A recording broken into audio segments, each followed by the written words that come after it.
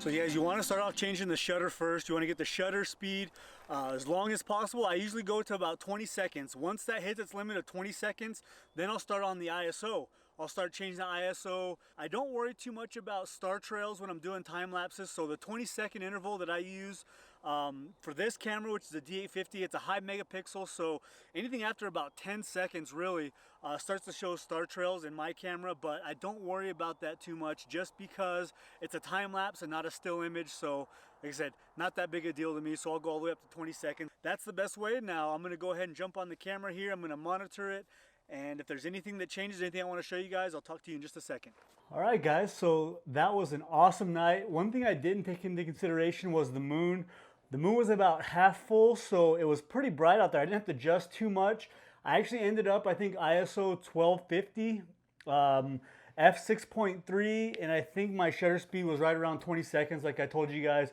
So I didn't have to go up too high on my ISO. I didn't have to change my aperture at all because of how bright the moon was. I mean, it lit up the entire landscape, which looked awesome, and it made it a lot easier for me. You know, don't take my settings as gospel because, like I said, different scenarios, different situations are going to require different settings. Usually, you know, with no moon, that would have been completely different. I would have done a lot more changing, but it turned out actually that it turned out actually really nice. The software that I use is called LR Time-lapse. Now, LR Time-lapse, there's a free version you can do, like a trial version.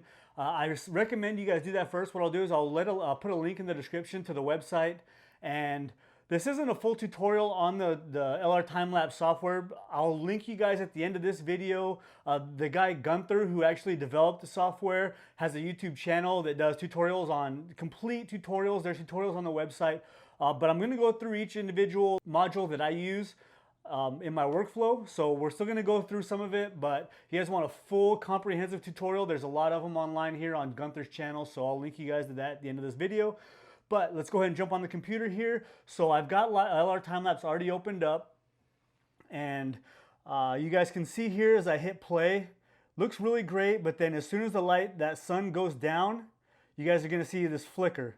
See all this flicker right here? That's for me changing the settings. You can see it all flickering, so we're gonna have to clean that up, obviously. But everything else, what I said, once it hit night, everything looks great. There's no more flicker. So you got here this little, this line here that shows kind of the exposure and how it changes, and then kind of evens out at the end once it went to night. So the software is really intuitive, actually. All you do is you kind of just go through all these, and it works really great. So here we go. We're gonna start off with Keyframe Wizard. Now what that does is it analyzes your entire time lapse and sees how much the exposure changes, and from that it kind of determines, okay, we need this many keyframes. Now if I'm not doing a holy grail time lapse, if I'm just doing like a regular, you know, doing clouds where the exposure isn't changing, it may give you 1 or 2 keyframes, and those are the actual pictures you're gonna edit. Okay, so here it's showing me I'm gonna have 8 or 9 keyframes. So I'm gonna actually have to edit 8 or 9 different images to, you know, because the exposure changed so much. So I'm gonna go to the next box that says Holy Grail Wizard. So I click on that, and what that does is you're trying to just kind of mirror what this one's doing on this side. So I got rotate and stretch over here. So what I can do is I can just kind of rotate it and get it as close to mirroring the original. You kind of want it about the same, and I can go ahead and do up or down. So it looks like that's pretty close right there. And then I go ahead and hit save. Once I do that, I'm going to drag to Lightroom. So what I'll have to do is make sure Lightroom is opened up, and I open it up to the library module. So I make sure the library module is opened up on Lightroom. I'll go ahead and minimize it down here. Make sure that it's open though. You guys got to have it open. So what I want to do is I want to take this and I want to click and drag this down. And let's go ahead and all I'm going to do is make sure that it's on the add. I don't want to copy as DNG. I don't want to copy, move, or anything. I just want to do add. And then what I'm going to do over here is apply during import. I'm going to apply a preset that I have. It's just, I named it basic. All that does is do the remove chromatic aberration, lens profile correction. That's all I do when I import, and go ahead and hit import. All right, so once that's done uploading, all you do is come up here to where it says filters off, click on it and drag down and just hit LRT5 keyframes. That's going to bring up the keyframes that LR Time-lapse created for you here. So you can see I have 1, 2, 3, 4, 5, 6, 8, 9. So I have 9 keyframes I'm going to edit. So I want to go ahead and go into the develop module, and I just want to start editing. So with this one here, I don't think there's too much. Now, anytime you do a time lapse and you import them into Lightroom, you don't want to do too much editing. You don't want to go crazy with them like you would maybe a normal image. You really want to keep it subtle. Now, all I want to do probably here, obviously, is bring down the highlights as much as I can. Bring back some of that detail, and you guys can see there, it brought back all that detail. So if you can see where it was before, it was completely blown out. And this is what I was talking to you guys when I was in the field, is I can bring down the highlights, I can open up shadows. So what I really want to do is get that perfect exposure that I think is going to be able to maintain for the longest before I have to start changing my settings. So it looks like everything else looks pretty good. I don't think I want to mess with the shadows too much. Maybe just bump up the clarity to about 20. Dehaze maybe to 8 just to get a little bit of texture and contrast in the clouds, and then bump up the vibrance just a little bit to pop those greens. Now what you want to do from here is, I think this very next one here, I'm going to sync them. So what I think I can do is actually come all the way over here to this fourth image, and I'm going to hold shift and click to highlight all of those.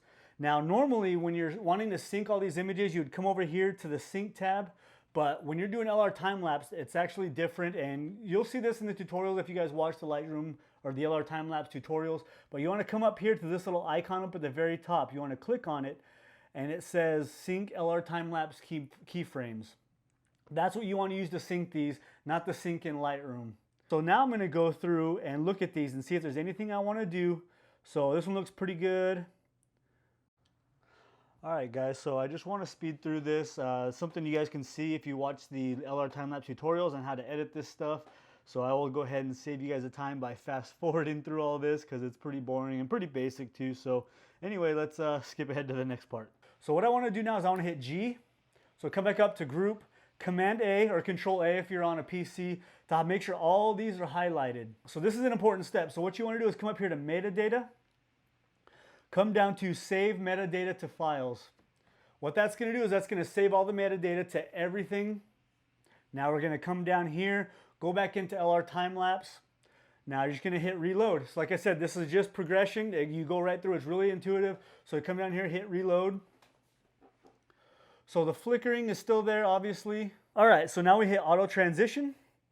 What that's going to do is that's going to start working on the transitions in between in between the keyframes. So what this is doing is the auto transition is it creates these keyframes. Then what it does is it adjusts all the settings of all the images in between the keyframes to make a gradual switch. You kind of eliminate the flicker, you eliminate any kind of major changes in exposure. It really smooths everything out, which is great. So once that's all done, you want to hit Visual Previews. Now this is what's going to take a little while. Visual Previews is actually, it's taking all the adjustments and applying them to the image. So this usually takes, now that I have, 480 images, it's probably going to take me about 10 minutes to do. So what I'm going to do is I'm going to go ahead and fast forward through this. So now that the visual previews is all done, I want to show you guys what this looks like. Now, this looks really great without the deflicker. I mean, all the deflickering is pretty much gone. You can see here I'm going to hit play. And you can see this looks absolutely awesome. Right here, you remember the deflickering that happened? Completely gone. Oh, looks great. Look at that. No more deflicker or no more flickering. Everything looks great, but I still am going to use a deflicker just to kind of make sure that nothing, because this is kind of a low res readout of what we're watching here. So what I want to do is go hit the deflicker tab, and then it does pretty much everything for you. So what I want to do is just leave it on default, do a multi-pass deflicker, and leave the max passes at 2. So it'll pass through twice, making sure that if it sees any kind of flickering, it gets rid of it. And so it's very simple, and all you have to do is hit apply. It's going to go through and start deflickering everything. Usually takes another 5 or 10 minutes to do. It's kind of a process, so I'm going to go ahead and hit pause or fast forward through this, and we're going to see the final result here in just a second. All right, guys, here we go. All right, it's all done now. The visual deflicker is all done, so I'm going to go ahead and I'm going to hit play. And you guys can see here that time lapse looks awesome. I am super excited. Looks fantastic. The flicker's all gone. I mean, the flickering is all gone. Everything looks smooth. The transitions all look fantastic. This is perfect. I loved it. It turned out fantastic. So now we need to render the video. So what we do is come back over to Lightroom. Go down to LRT full sequence. And what we want to do now is hit Command or Control A to make sure everything is highlighted, and come up here to metadata and read metadata from files. What that's going to do is that's going to apply all the transitions, all the deflickering, all the adjustments made to the exposure, to everything we did. It's going to apply them now into Lightroom onto all these images. All right, so now we're going to export back into LR Time-lapse. So we're going to go down to Export, File, and then Export. And what we want to do is export LR Time-lapse. So this little box is going to pop up. It says you cannot export a time-lapse from a collection. Close the dialog and then right click on the image, go to folder and library. So what we want to do here is get out of here. Here's the path. All right, so what we want to do is right now we're in a collection. So what we want to do is come down to our file, which was, I forget what I named it here.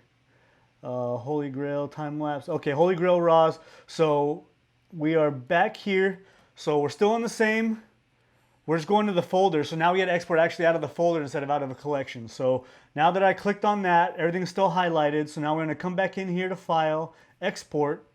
And you guys can see here it's showing I want to do a 4K time-lapse. Now I can do 6 or 8K because I have the file size for it. And I have the most expensive version of LR Time-lapse. I have the Pro version because I do sell these on stock websites. So in order for me to be able to sell them, to get rid of the LR Time-lapse watermark, I have to pay extra for it. Now you don't have to do that obviously, and not all these all these are not going to be available if you have the free version. If you have the free version, I think you can only do, I believe you can only do 1080p export. You can't do 4K, but I believe the private and the Pro you can do 4K. So I'm going to leave these all clicked 4K. I can do TIFF. Now, like I said, this is a Pro feature. If you only have the trial version, you can only do JPEG and 8-bit. Everything else you leave the same. There's no, and LR Time-lapse does everything. So I just go ahead and hit export. Now, it's going to take a little while. It's going to export all these images into a timeline, and it's going to create the video. Once it's done exporting, a dialog box is going to pop up. So once all those are done exporting, this dialog box automatically pops up.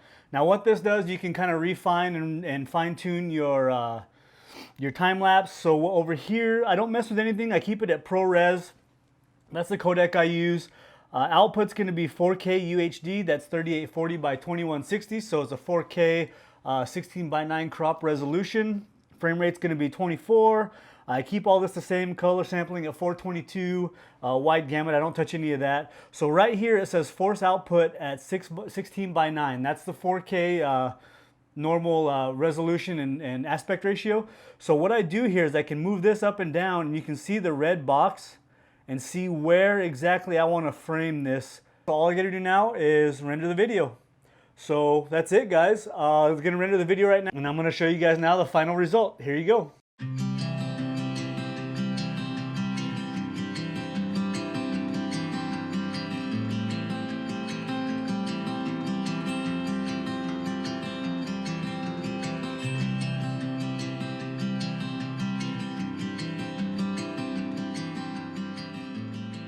So that's it. All right, we're all done. That's the time lapse. It turned out fantastic. If you guys needed to, you wanted to put it in some kind of a video editor and speed it up a little bit, it's something I would do. I use Premiere Pro. You can use, After Effects or any kind of iMovie, whatever, QuickTime.